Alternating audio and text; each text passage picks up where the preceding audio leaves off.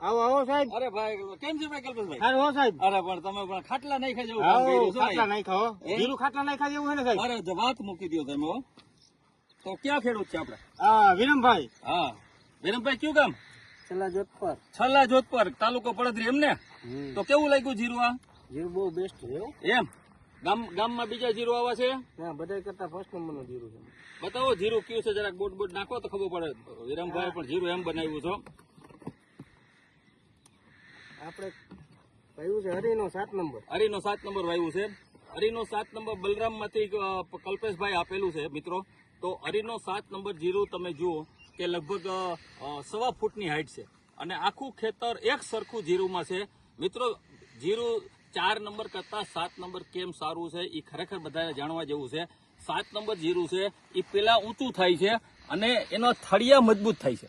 થળિયા મજબૂત થાય છે એટલે શરૂઆત તો સુકારો ઓછો આવે છે અને અત્યારે પાકવા ટાઈમે આ થડ અને મૂળ મજબૂત હોવાથી એમાં કાળિયો બી ઓછો આવે છે. આજે નાનું જીરું હોય ને થડ નાનો હોય, મૂળિયાનો વિકાસ ન હોય તો તરત આવે છે. હવે આ જીરું કલ્પેશભાઈ તમને કેવું લાગ્યું આ જીરું? બહુ સારું સાહેબ. એમ તમે વેચ્યું બધાને કેવું છે બધાને સારું એમ? તો મિત્રો આવતા સાલે 2026 ની અંદર જીરું વાવવું હોય તો હરીનો 7 નંબરનું જીરું વાવજો. આખા સૌરાષ્ટ્ર અને ઉત્તર ગુજરાતમાં અત્યારે 7 નંબર જીરું નંબર 1 ઉપર હાલે છે બધી રીતે. એના ઉત્પાદનમાં, એની ઊંચાઈમાં, એની દાણાની ભરતી તમે જુઓ.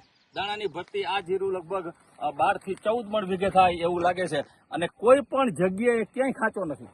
આમ ભરચક, આમ નજીકથી ફોટો લે, ભરચક જીરું છે અને આમ ઉપરથી બધું જીરું કાયદેસર દેખાય છે. તો મિત્રો આ 7 નંબર જીરું આખી અલગ વેરાયટી છે હરીનો કંપનીની. અને હરીનો 7 જે ખેડૂતો વાવ્યું આ સાલ બહુ ખુશાલ છે અને ગઈ સાલ કરતા બી સારા જીરું થયા છે. લગભગ ફૂટ, 1.25 ફૂટ, 1.5 ફૂટની હાઈટ વાળા જીરું છે અને કોઈ પણ જગ્યાએ લીલો સુકારો અને કાળિયાનું પ્રમાણ ખૂબ જ ઓછું છે. દાણાની સાઈઝ બી મોટી છે, ભરતી સારી છે. તો કલ્પેશભાઈએ અને અમારા ખેડૂત જે વિરમભાઈ છે આજે અમને ખાસ અહીંયા લાવ્યા એ બદલ બધાનો ખૂબ ખૂબ આભાર. Thank you.